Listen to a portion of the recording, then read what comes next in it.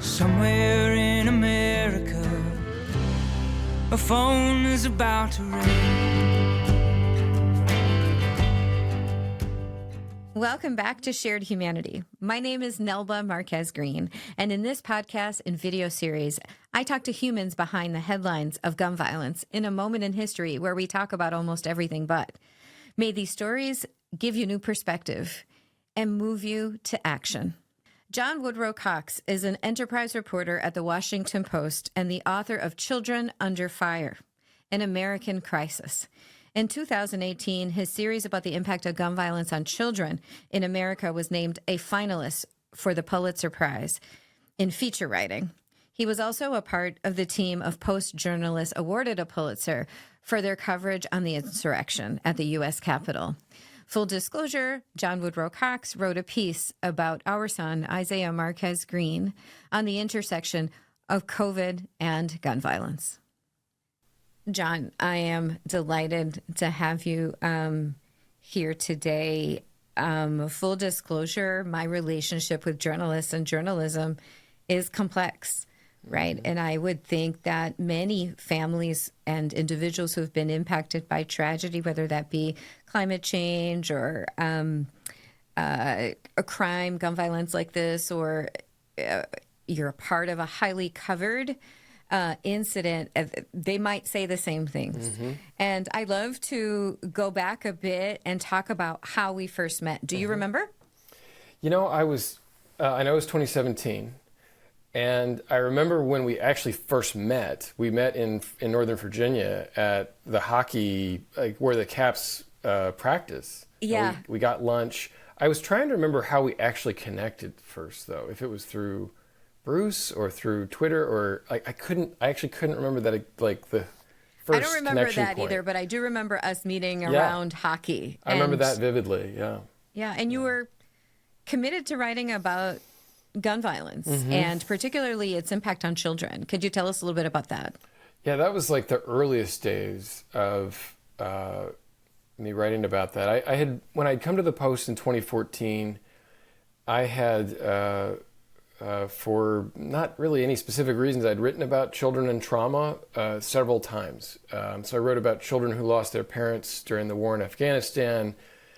And then I spent 6 months following a little girl who was born with HIV through the process of her learning what it was that she was born with. It was completely anonymous, but I followed her through that journey. And so my editor at the time, Linda Robinson, saw in me a comfort with writing about children, interviewing children, and I've never really been able to figure out why. All this preceded me having my own children, but going into 2017, we had this idea for me to write about violence, broadly about violence through the perspective of children. Because I had always read stories about violence or trauma where the kids were very one-dimensional. They were theoretically the subject of the story, but it was only about the adults around them.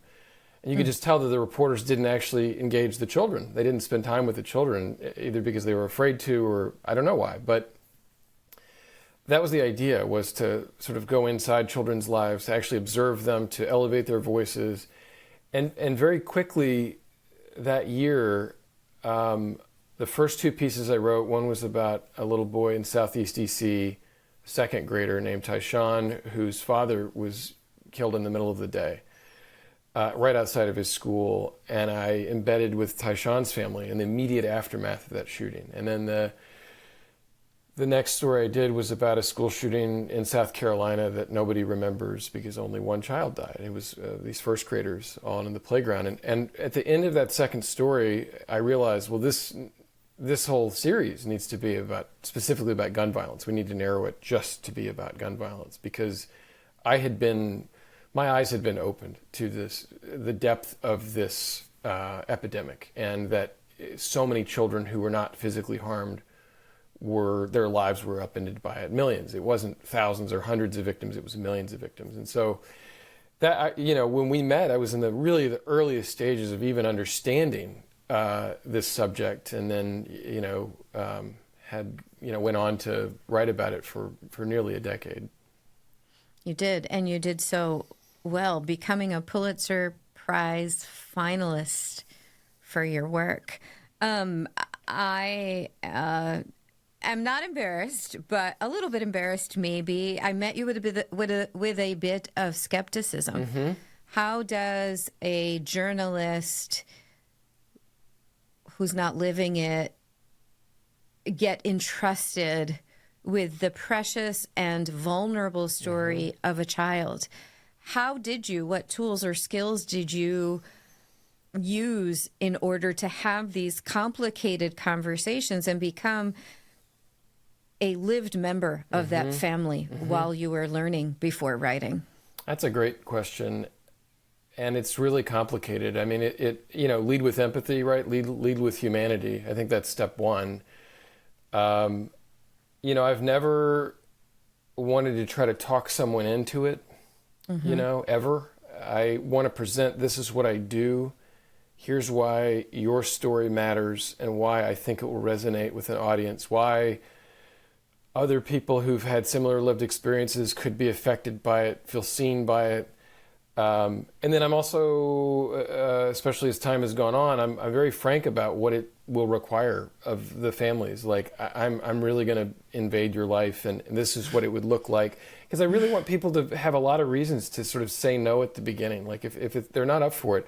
Because the work I do, you can't persuade someone, you can't kind of bully them into it, because it's like, it doesn't work. Because I need their comfort, I need them to let me in, I need to have so much time and so much vulnerability that they have to kind of see the value of it too, along with me. And now I over time, it's helpful that I can share pieces that I've done. It's so much easier to show rather than tell. So I'll just say, look, this is what I do and this is what it looks like. I'm at a stage in my career now where that's really easy. Almost any story I'm pitching, I've done something similar to it, so I can show people. And then I too, as you know, I'm transparent about the process, but then also I go through this very rigorous fact-checking process at the end, where I have a zero surprises rule.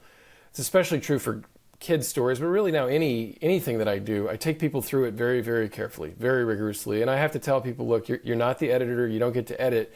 But then I'm also, it's like, look, if there's something in this that you think would be devastating to your child, or I'm revealing something that could put them in danger, or that would just be embarrassing to them 10 years later, like, I want to hear that. So I think that also creates a level of trust and comfort that people know I'm not just going to come in, get a bunch of details, and then they're going to see it when it publishes. I think the knowledge that they will get to hear this story before the world does is also, I think, really important.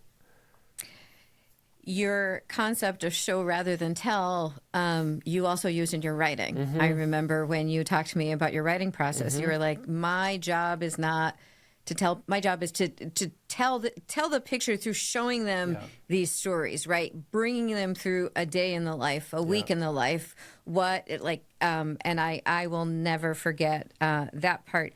So I am, as you know, located at Yale, where academics are constantly trying to partner with community. And in that spectrum of engagement, we often talk about how to partner from just kind of using them to get a little bit of feedback to full engagement. But not on that spectrum is exploitation, right? This long history of academic exploitation with community that we often need to work against in order to really meet with our partners in a honest and transparent way. And the same is true for journalism. What you're describing is very different than our family's first intersection with, I don't even know if you can call it journalism. My auditory memory of 1214 is the sound of camera clicks, right?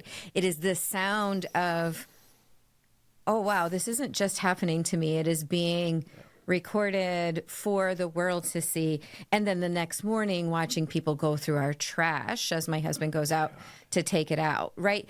That is a very different placement on the spectrum of engagement of impacted person. And in this world we live in now, how do you balance getting the story, right? Making it meaningful, but also journalism, people want it fast. Yeah. They want Yep. if it bleeds, it leads, still lives in us. So how do you balance all of that?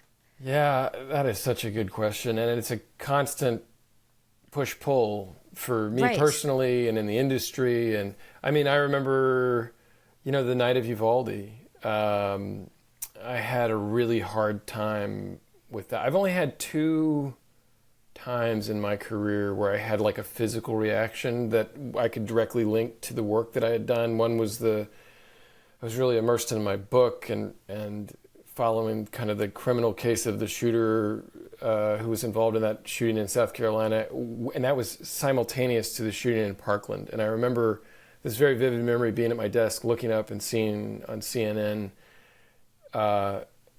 people being wheeled out of the school. And it was like, I remember my editor said, I just turned gray, and she thought I was going to throw up. And I had a very similar reaction the night of Uvalde. And I remember they asked me that night, they said, well, do you want to go? Right. And I said, no. I said, I'm not going. I said, I'll go in a few weeks. But I was not going to go that night. And, because I didn't want to be a part of that. There have been times where I had to be a part of that, sort of what you're describing, like those people who were the first ones on the ground, because it is a necessary part of the process. What's certainly unnecessary is the shoving the camera in someone's face in that moment. It's criminal to be going through their trash. That is just egregious and disgusting, and what makes it harder for all of us, right? It makes life harder for all of us.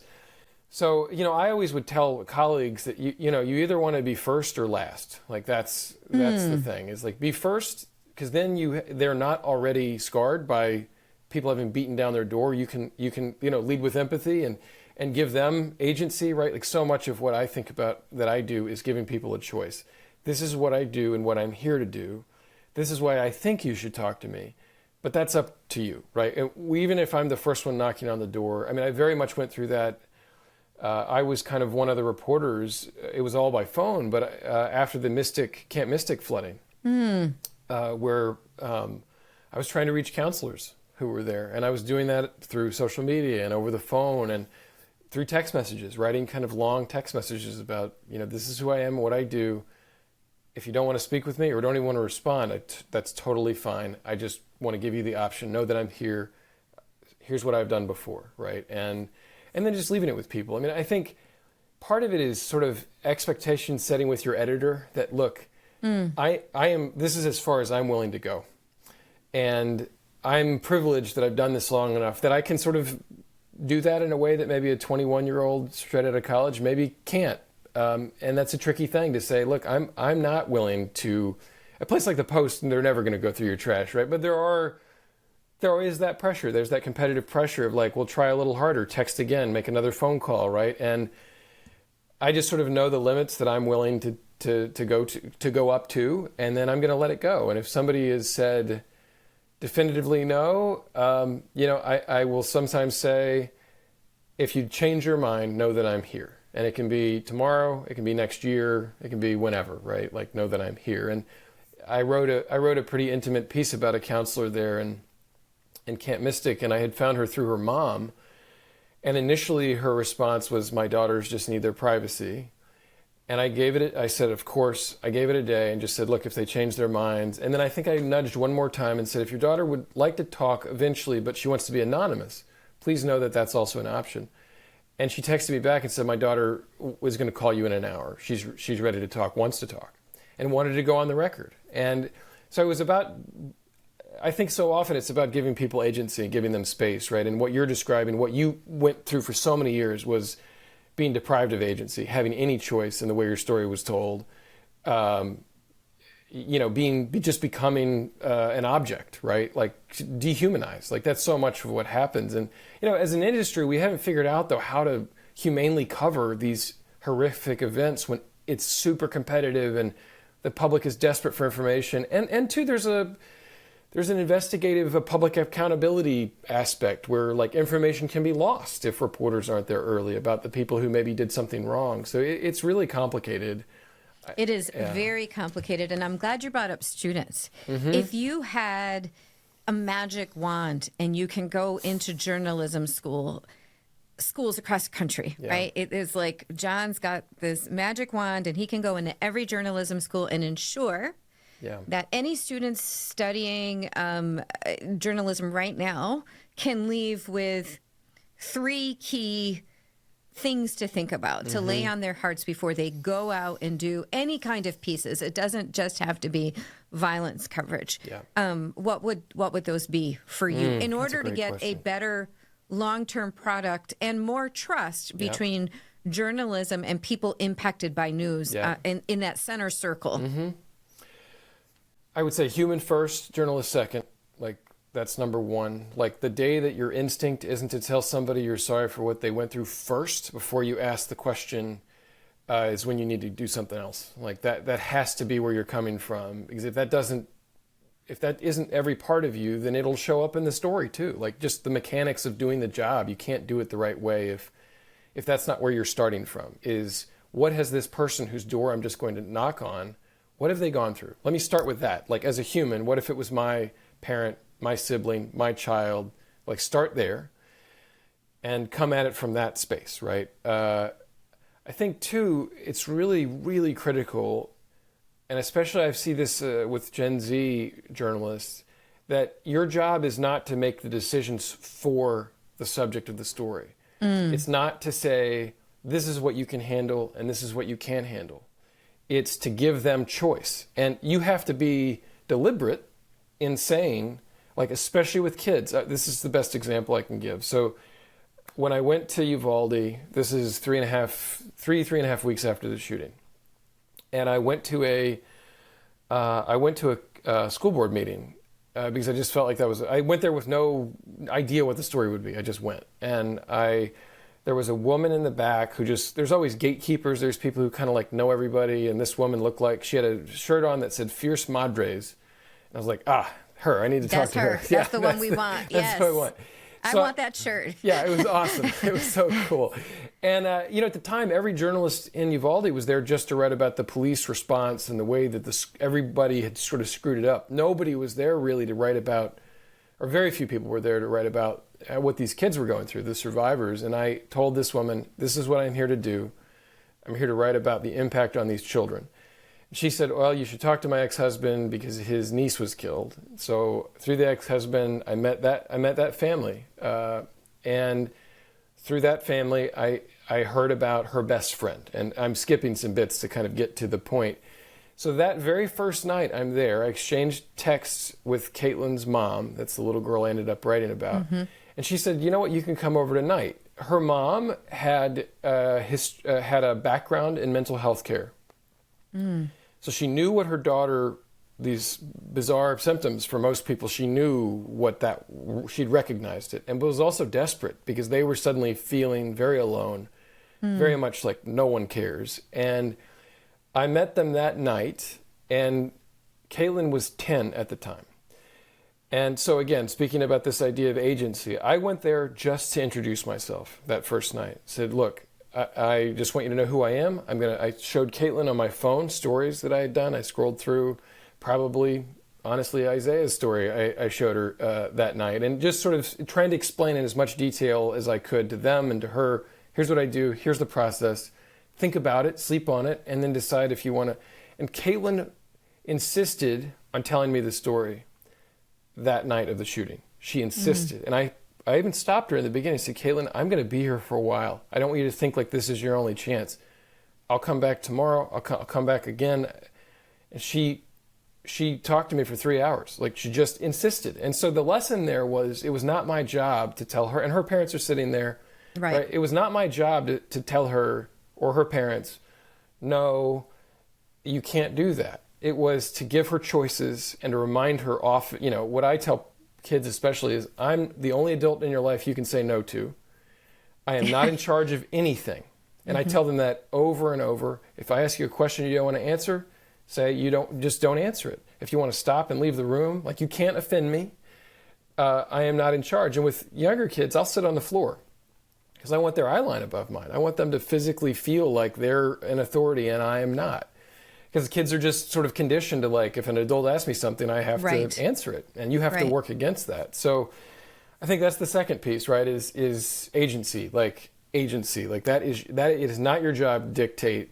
Here's what this person can handle, and here's what they can't, because everyone's different.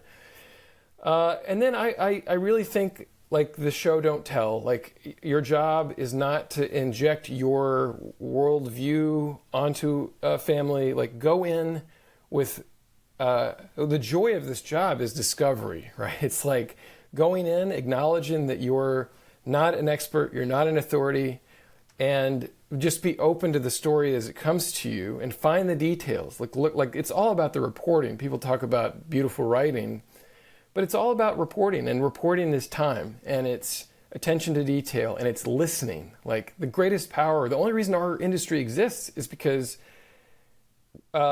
people want to be heard. Like, they want to be listened to. And often we are the first people in their lives who are really intense listeners, who really care about everything they have to say. And because they've not gotten that from family members, or they've not gotten that from anybody else. And that's a very powerful thing. So off the top of my head, I think those would be the three things that I would hope to convey. Those are a really great three. And I want to piggyback on the last one. That sounds amazing. But also, I am wondering if you just have really great privilege and freedom in your position, because all too often, some of the requests, especially, maybe after the 5-year anniversary of Newtown, that come in with a perspective. Yeah. Hey, we are doing a tragedy to triumph. So can you come in? We are actually doing a why everyone should forgive, right? Yeah. So come in here. So the narrative is written and you are filling a piece. Yeah. It sounds like with your stories, you are co-creating something that no one knows what the outcome is. But how is that common? Because to me, it's not common. I think it's more common on the print side than it is on I think, like, often folks in TV, like, they have conceived of an idea and they're now going to look out for, like, voices to fit into that idea. It's not unheard of. Like, I have been in that spot, and often you're just casting a wide net where it's like, hey, this is the concept. Do you have a thought on it, right? Like, I never, ever want to go in, and you've served as an expert, like, from an expert position in pieces that I've done, where it's like, Nelba, I'm writing about this thing.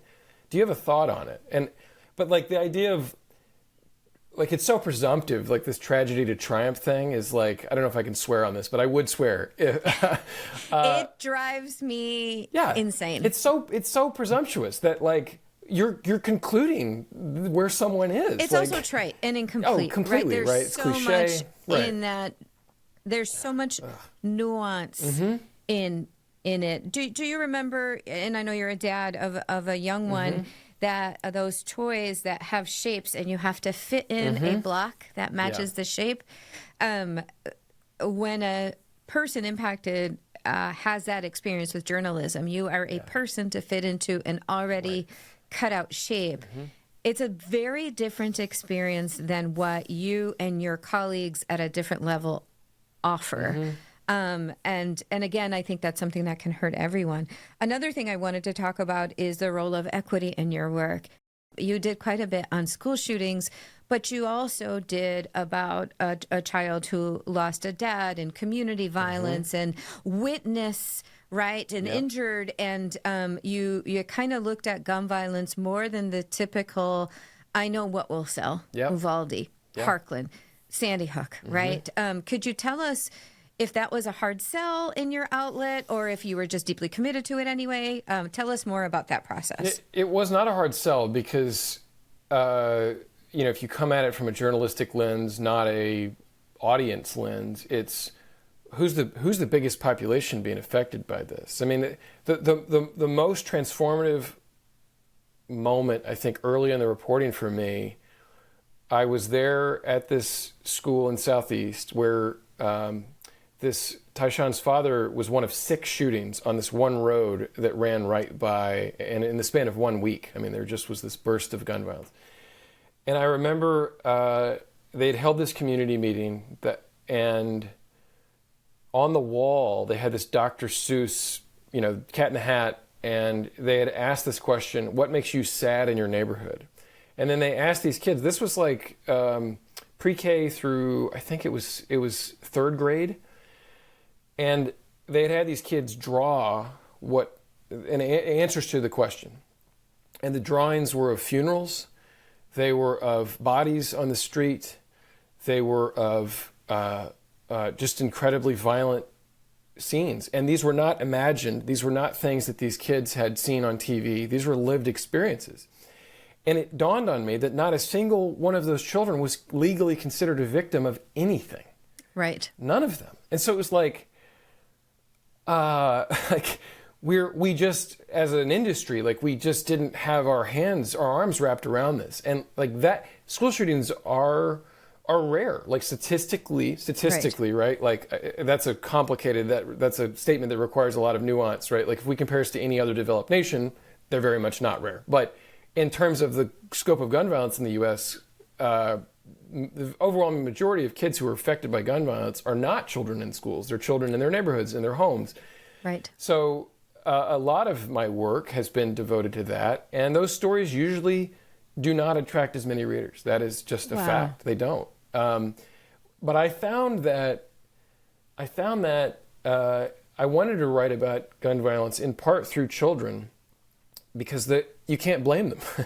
There is so much victim blaming around gun violence. And I could even see it, especially writing about Black children. Yes. At a certain age, you could see, like, even in the comments, in the readership, I wrote about a teenager in Chicago, a boy who had been shot. He was sort of kind of on that edge of, am I going to join a gang or am I not? And he didn't, and then he got shot in the leg. And I wrote about just him living. And I went up there twice. I spent 2 weeks with him. And I think in that year, it was probably the least read story that I wrote. And because he, like, I know what it was. To a reader, he looked like, oh, man, he's almost an adult. Like, oh, what did he do to bring this on himself, right? It was, and it's a harder thing to do with a 6-year-old or an 8-year-old, right? That's a harder thing to do. And so sometimes I viewed it as a bit of a Trojan horse, as I could get somebody who would never engage with one of these stories, who would never relate to that child, who would never view that child as, this could be my child, which is often the only way to get people to care, right? Is like, could this happen to me or someone in my circle?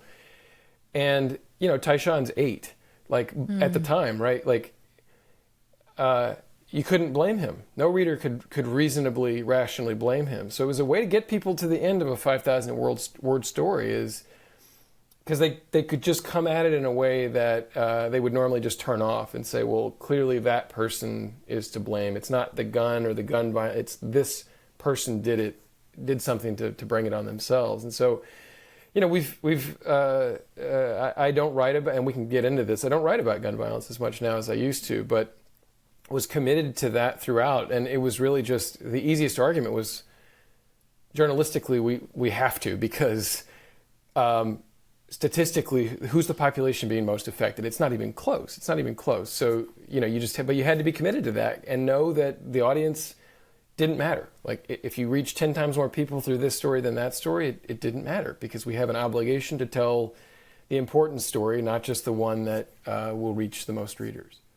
Thank you for saying the hard part out loud. Mm-hmm. We know that systemic racism and the other ills of our nation do impact how we see victims. Yep. We also know that anyone who is lost to gun violence, anyone who witnesses gun violence, right? The traumatic impact is the same, right? I always say survivors of gun violence, their families, they live at this intersection of grief, trauma, and injustice. And what you're speaking to now is just one of the many lanes of injustice that survivors experience. Because empathy, right? We're talking about is more empathy or less empathy for one shooting or another.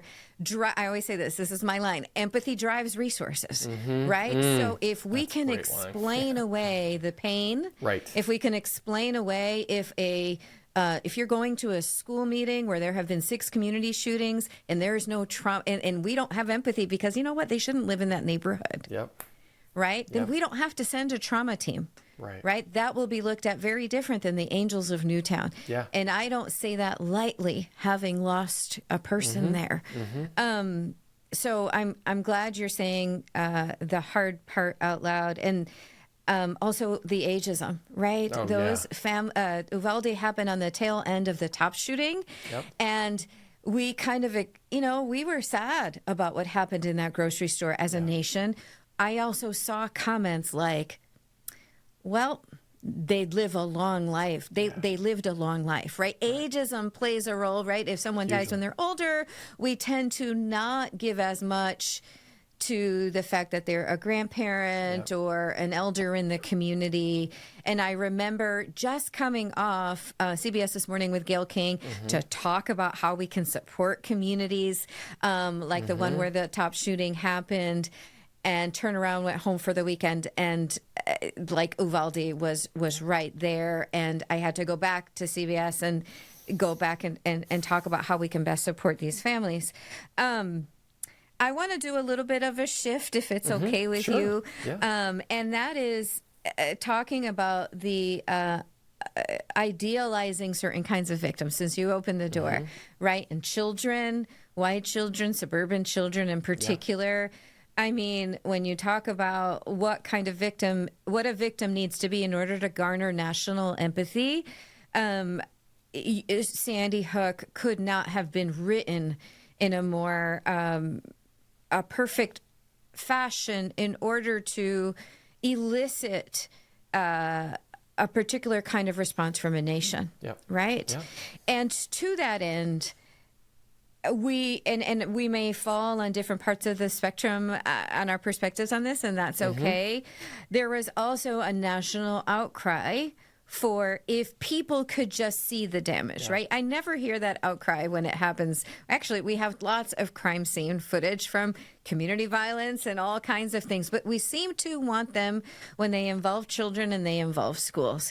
As you know, because we've discussed it 1,000 times, in Newtown, there was very little. The families all, and I'm talking about, when I say the families for the purposes of this conversation, I mean the families who lost a loved one, right? There's very little. We all agreed on very little, right? People were on different parts of the spectrum in terms of gun ownership, in terms of mental health, in terms of how politically involved they wanted to be.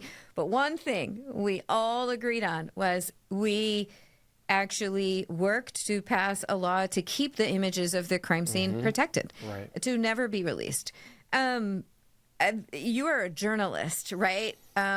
So that even in your outlet, right, there was a whole debate that resulted in a piece airing some parts of other crime scenes, not Sandy Hook because of the legislation we had passed.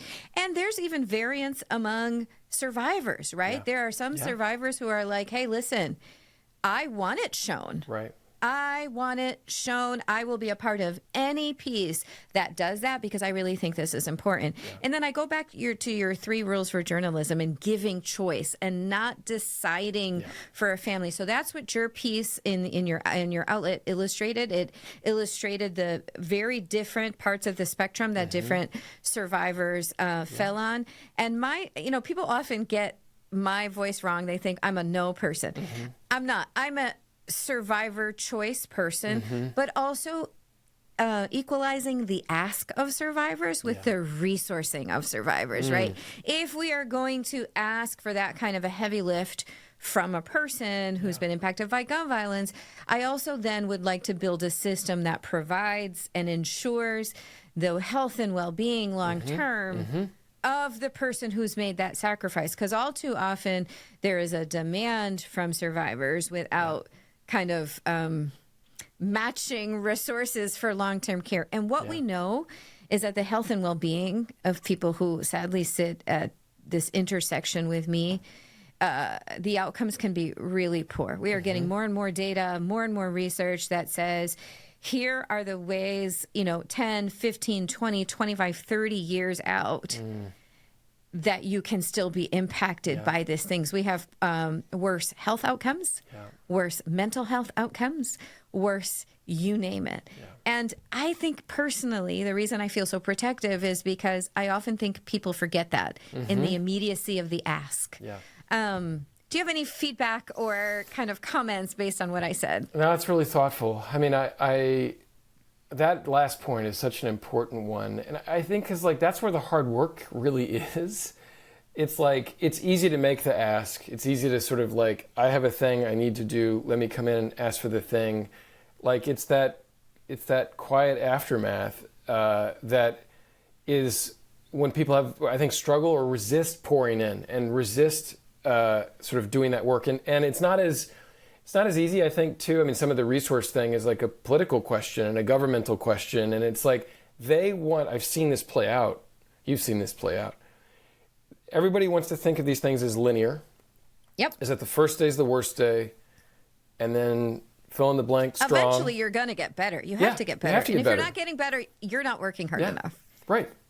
I remember going to, I remember the superintendent, and again, this was like very early in my reporting on this issue, and I was pretty naive, and I remember going to South Carolina. The first person I met there was the superintendent, and this was like 5 to 6 months after the shooting. And she talked about how often she was asked, well, they're doing better now, right? Everybody's good now, right? And she sensed this impatience. There is this, you know this, there's an impatience of like, well, look, we held the fundraiser for you and we did this for you and we gave you tickets to this thing. Like, we want to see you get, they're not saying this, but you can sense that like, well, we want to see you getting better. We want to see like the results. And people don't, like 5, 10, 20 years down the road, that's especially where people want to quit engaging and they don't want to hear it. And they, you know, journalistically, I don't know what our role is in that, but it's a thing we should engage in, I think, more than we do, about, I don't know exactly, like where we fit into that. I know that you're absolutely right, that there is this ask. Like, we make a lot of asks of people. And I try to, personally, what I try to do is to engage with them about what they would get out of it. Like, what is the value in this for you? Like, if you do this with me, and what is maybe the downsides in this for you? Like, how might you regret this? Like, that's an important, like, you just need to, just to have the, like, there's an instinct in journalists where you just desperately don't want someone to say no. But I would just rather deal with that on the front end, right? Like, let's just all, you don't want to scare somebody with something like a hypothetical, right? But, right. But I think it's just important to be realistic about, like, this is a big ask, and especially in involving kids. That's like one of the really difficult, huge challenges of writing about kids. You know, with the images part, I think you're so thoughtful about this. I've just personally, it's a thing I've always struggled with, because there is this desperation in the public. There's a desperation among journalists about how can we break through? There is such a numbness, right? That's where it's coming from. It's coming from a place of, how do we get people to pay attention? And I struggled with that my whole career. It is definitely coming from a place of desperation. I don't know that too many journalists are like, yes, I want to encourage voyeurism. But it's more like, how do we solve this problem? And maybe what is frequently framed here is we need the Emmett Till moment. And one of the things I share with people who frame it that way for me is, we are not living... Yeah. First of all, I don't like invoking someone else's tragedy to kind of justify someone. Like that always feels very, I always think, you know, Emmett Till has a family, and I don't know if he would feel, if that family would feel appropriate if their name is being invoked in this way. So that's my first thing. And then the other one is, I just don't think we're living in that season. We are, the reality is our government does have images and pictures and testimony from emergency room physicians, like our dean, Megan Rennie, telling them the impact of these huge bullets on bodies, particularly children. That is, you know, one point I want to make. And then the other is, one thing, if I may ask if I had a magic wand and could ask something of journalism, is to have the conversation about showing crime scene photos without a parallel conversation about the importance of consent actually endangers everyone, because what happens when we have those conversations is it does spur on, and I can tell by the uptick in my emails, people feeling entitled to a discussion and not thinking, hey, when it comes to minors particularly, this still falls under consent of parents, right? So if I had a magic wand, I would change that any conversation that talks about exposure of crime scene photos also have a detailed conversation about why it's important that these decisions be made by family, with the consent of family, and also ensuring that those families are okay. Because I think personally that more people might, if they had proper supports, more people might be more engaged in the conversation and the ideas if there was a more, more thoughtfulness around the aftermath of that decision, especially around overpromising. I do know families that have been told, if you do this, this will be the thing. And I think the secondary trauma that happens to families when they are overpromised and underdelivered, when you've had this traumatic loss, and then you're told, you are the only one that can fix it, and these are the ways that it can be fixed. And then you haven't fixed it, because we live in a very stuck country right now. There's a reason we have high rates of suicide, right? There's a reason we have high rates of hopelessness. And my intention is always, what is in the long-term benefit? Because the only thing worse than one tragedy is two, right? So in the survivor community, when we have a suicide, when we have someone who doesn't make it, it is incredibly traumatic. And I want to go back to something you said about the superintendent. What you're talking about is actually a framework that I'm working on, and that is, right now, if you picture us, it is the expectation we hold for survivors. If you picture a stool with two legs, we actually give survivors two options for after an incident of gun violence in particular. Pathology, right? There's something wrong with you. Or post-traumatic growth.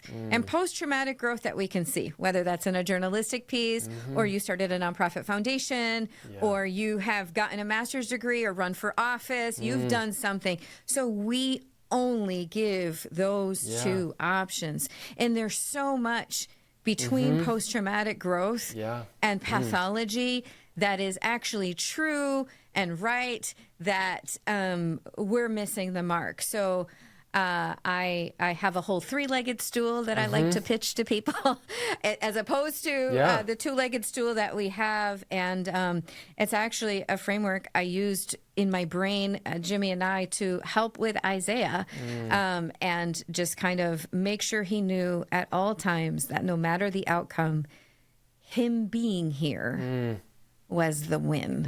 Whether he decided in the future, because that will be his choice in the future, whether to share an image of his sister or share his story of his intimate memories of December 14th in a way, right? That he have choice and agency and all the things that you talked about. And speaking of Isaiah, do you remember coming to our house and doing your piece? I do vividly.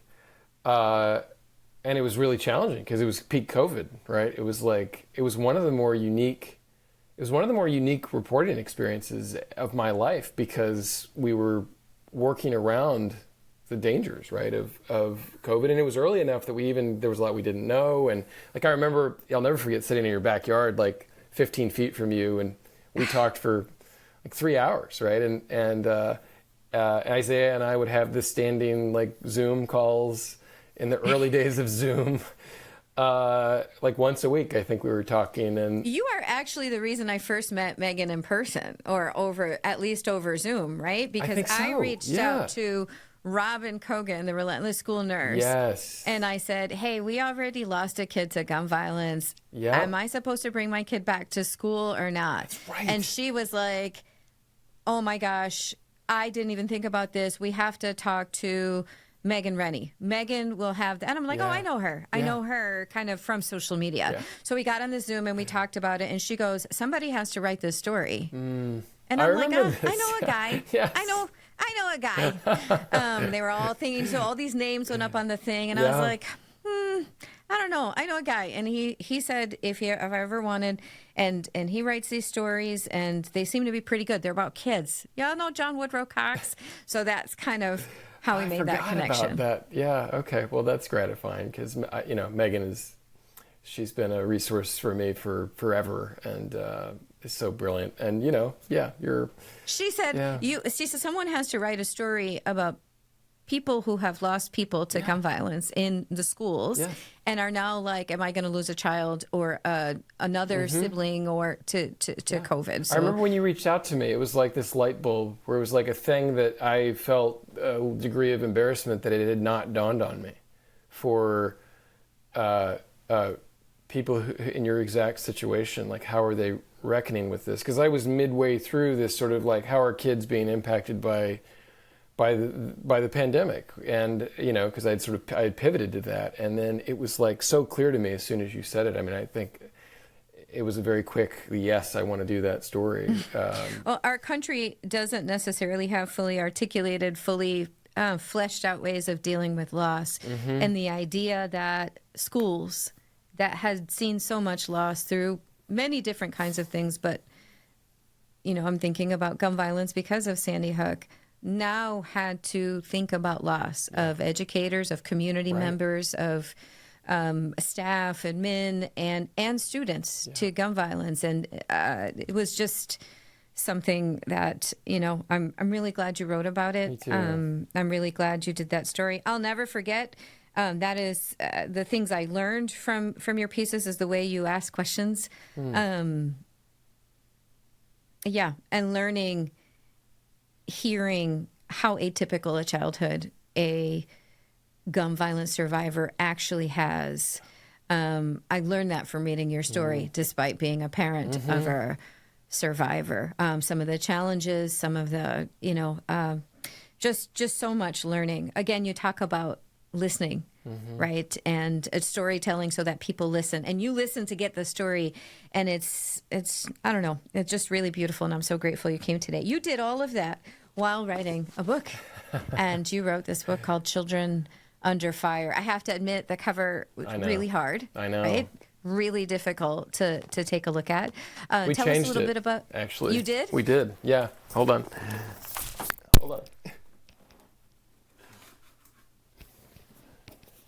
We changed it to that, which is more... Oh. Yeah. Is this an advanced reader copy? No, that's the hard copy, and this is the paperback. And I understand why they that cover, but this was I loved this one. I would just say that I loved this. Hold it up again. Cover. Hold it up again so we can see it.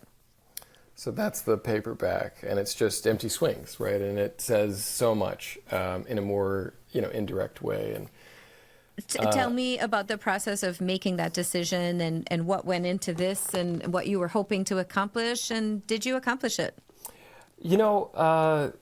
This was my first book, and it was a learning process in so many ways, and worked with a really great group of people who certainly were far more experienced than I was in both the every bit of it, right? The title, and I mean, I remember we slightly changed the title because of the pandemic. So I launched on that book in 2018.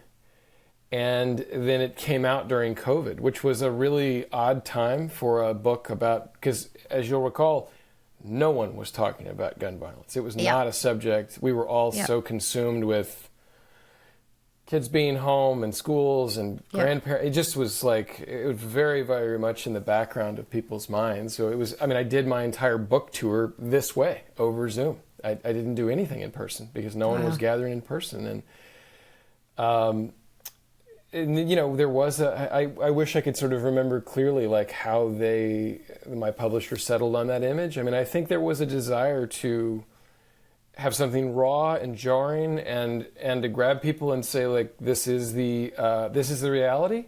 Kind of like those journalistic pieces, Yeah, I think there was like a desire to grab people and as they're looking right through a bookstore and to say like this is, because that is the reality, right? That is a daily reality for kids in this country, and Yeah, I mean, it was a daunting experience. Yeah, I wrote, the two main subjects of the story were Tyshawn. The first two kids I wrote about was Tyshawn, this little boy in Southeast DC, and then Ava, this girl who had survived a school shooting in South Carolina, and they had become friends through this reporting. Two kids who, like, rural South Carolina, and then Southeast DC, like, not kids who would have crossed paths. And it was just beautiful to watch that develop. And I got to see, like, Tyshawn, the way, my favorite part about that was just seeing Tyshawn's gentleness with her, because she was extremely sensitive. Ava then was extremely sensitive. Like, you couldn't say the wrong words, like shot or gun or fire, or like they would trigger her. And she was just, and Tyshawn was so aware of that, even at, 9 years, he would have been 9 years old then. And just getting to watch the two of them support each other. I mean, it was also devastating, right? That we have this, I guess they were like 7 and 9, I think, when they connected. It was like the fact that these two kids are finding solace because of the shared experience, and the thing that they have in common is this disease in this country. So they were the through line, and then kind of the places I wrote about, the places too, DC, and kind of each of them represented something different, a very different kind of form of gun violence and the aftermath and the trauma that comes with it. So that was that was a year or a couple years of my life. Really, really proud of the book, and I still, it's still nice to get notes. I mean, I'll say that there was a really affirming moment early on. I still hope, Nelba, as you know, that you'll write a book. I think you're born to write a book. You're a beautifully talented writer, and but it is daunting. It's a big, and then there's so much that's not in your control. But I remember we published the excerpt in the Post, and it was about not about either of those kids. It was about a child who killed himself with his father's gun, and it was in that community in South Carolina, and 2 million people read that excerpt. It was just kind of went everywhere about Tyler, and I remember getting messages from gun owners who were showing me pictures. They were sending me photos of the safes that they had bought because they'd read the piece, and I remember thinking, like, however this does, whatever critics say about it, doesn't matter. Because that's a win. That's like a win right there, right? Yeah. Like, right there. And one guy even said, "I'm not going to buy your book," but I did buy, because it was too heavy, it was too hard, right? But I did buy a safe. And I thought, that is fine. A win. Yeah, it's a win, right? And I've always held on to that as, those tangible impacts, because this is, as you know, right, this is a subject area where it can feel helpless and hopeless. It can, right? I mean, people often reference Sandy Hook. You've heard that line 100 times, right? Well, if Sandy Hook didn't change anything, then nothing will. And then you have to kind of correct that. Well, be specific. The quote is always, if 20 white kids in, and my heart always squeezes, Yeah. And, it's both a quote that is wrong, because a lot of things have changed. Many things have changed.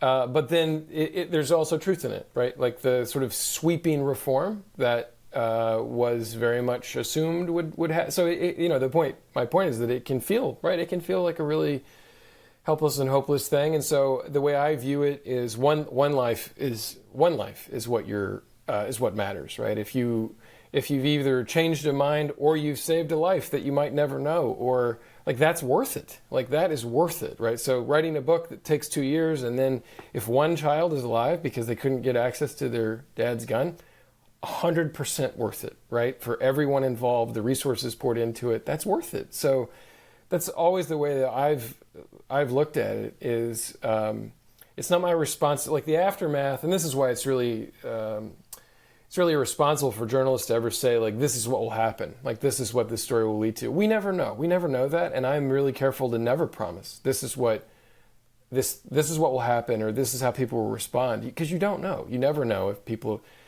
1,000 people are going to read it, or 10 million. You don't know that. And So our job is the creation, right? It's getting it right and being truthful and being responsible and showing and not all those parts, right? And then you put it out in the world, and if you've done your part, then that's sort of all you can lean into. But yeah. So. Well, thank you for this, and I hope our viewers will pick it up. And I understand that your life has changed quite a bit in many ways. You didn't just birth, a book and become a finalist for a Pulitzer. You also had a little one. And I want you to imagine with me that it's not 2026, it's 2126. And there is a museum dedicated to people who made a difference during a time of great global instability. And your little one is not so little. He is literally staring at installation about his dad. Whew. What would the installation be about, or what would your placard say? Oh, what would gosh. your son be reading? Boy. Well, goodness, that is a great question. What would you want it to say? What would you want your placard to say? It's Boy, that is a tough one. I feel like I need another day to think on that. That is such a good question. And, I think I'm always reluctant to sort of engage with too much with legacy. I mean, in this business, because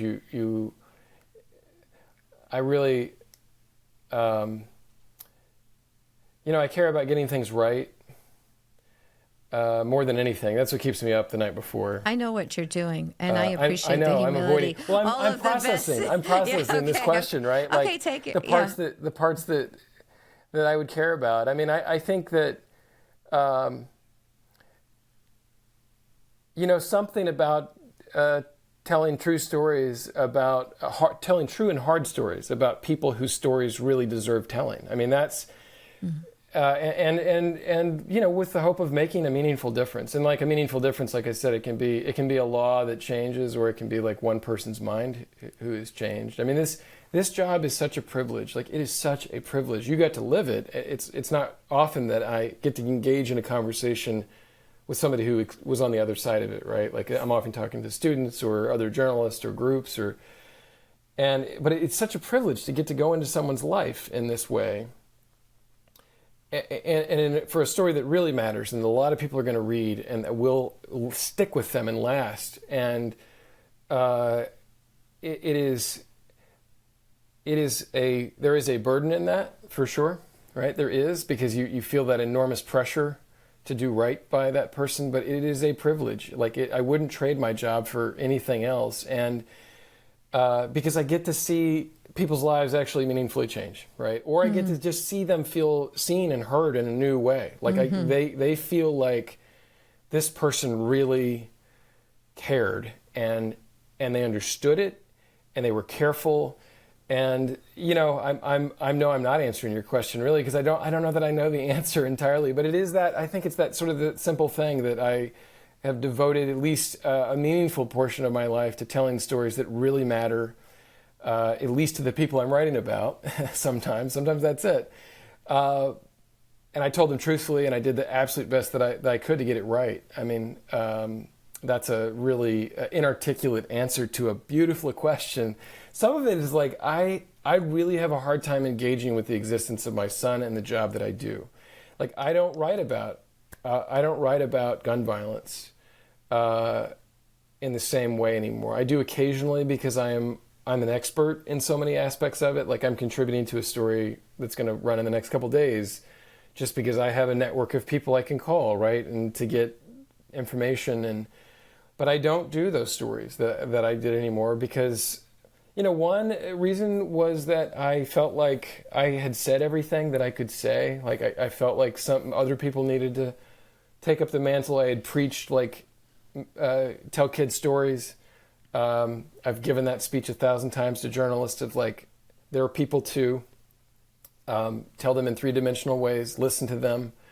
But I felt like I had told kind of everything that I had. And then the other bit too was, like, I didn't think I could do it the same way, because I can't see kids anymore without immediately seeing my son, right? I just can't do it. And I felt like for me, I needed like that hair of distance to be able to kind of do it the way that I needed to do it. And that was to like fully immerse and feel everything I was capable of feeling, right? Like taking on as much as I could of the anguish and the joy and all of it, right? And I just have found that a much trickier thing to do. And I had colleagues who would tell me like, you're not going to do this anymore after you have your own. And in some ways I'm glad that I didn't until I was a little older, because it allowed me to do that work that way for as long as I did.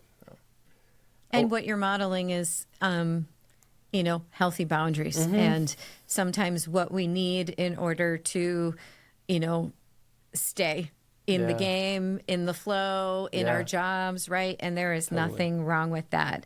I feel bad. I prepped you for many kind of themes and not that last question, but sometimes it's really neat to get I love that question. A real honest, kind of response. I'm going to be thinking about that question now, like good. For the next month. Good, because I think about it every day. Actually, you know what? I began to think about that question in the firehouse. What would we want if Anna is in fact not with us, right? Yeah. What would we want Isaiah to see? Yeah. What we want Isaiah to be? And that question, framed so much for us. So every survivor, every person has to find their own North Star. Yeah. And that is North Star, certainly for me. I'm super excited to be here at Yale as community scholar under Megan and this extraordinary team working on this issue, which is a leading cause of death of children in the U.S. I hope one day not to say that. It is difficult work with an extraordinary team. And it feels so good to be doing it in this way and to have opportunities to reconnect with meaningful people throughout our post-tragedy life. So thank you, John, for all the things. Is there anything you wanted me to ask you that I didn't, or anything you want to ask? I mean, I think about this a lot. I guess the question I have for you, and whether you use this or not, I've always been in awe of your ability to exist in this space, like to lean all the way in, and there's a parallel with, like, you asked me, right? Like, I get asked all the time, well, how do you, I get asked that all the time. Like, that's the question I get asked the most, is like, how do you do this? How do you take care of yourself? How do you, and I never really have a great answer for that. Like, you mentioned boundaries. Like, that was a thing that I had to sort of decide to do, was like, I'm still writing really difficult stories, but just with a lens that I can handle. I'm curious, like, when people ask you that question, I may even ask you that question, like, as somebody who is like in the center of this universe, I'm curious what your answer is to that, of kind of how you continue to do it, how you take care of yourself, how you, just kind of. Well, typically when I'm asked that, people already have a preconceived thing in mind, right? Yeah. They already do, but the answer is going to be different for every survivor. The answer is going to be different for every single person you ask. Yeah.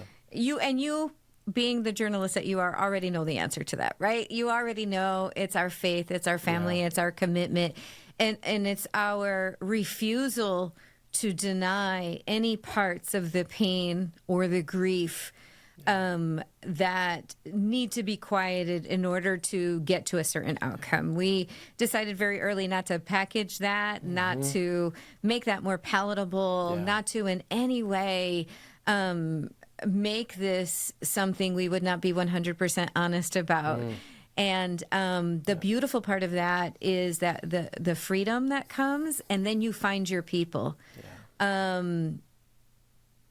Being 100% honest about the brutality of it, including how do I send a child back to school, led me to Robin and Megan. And it, so I would love to see a universe. We talked about the 2 legs before, pathology or post-traumatic growth. The 3 legs includes normalizing grief, mitigating trauma, and addressing systems of injustice. Right? Yeah. If we had a magic wand and can build a future for survivors with those three elements, then not just Nelba could be at the Yale School of Public Health, and Isaiah could be a junior in college, and Jimmy could get a doctorate, and we could actually have a care environment where most and many survivors could be thriving.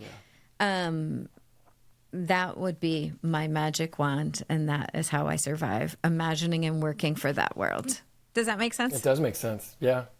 You're also so good at this. I just have to say, like, I have done so many interviews. So if you want to go on the road and talk to journalism students, you got me. You let me know. I got this. Let's do some work together. We've got a lot more should you decide to come back in this space. But in the meantime, thank you for what you do, for what you've shared, for the gifts and the talents. And it's such an honor to have you here today. Thank you so much. Thank you for having me. This was a real privilege. It was. Thank you for listening. Shared Humanity is produced by the Yale School of Public Health. Follow us on social media at Yale SPH and learn more at sph.yale.edu/shared humanity. Thank you to the Yale Porvu Center and Yale Broadcast Studio for their support. Somewhere in America, a phone is about to ring.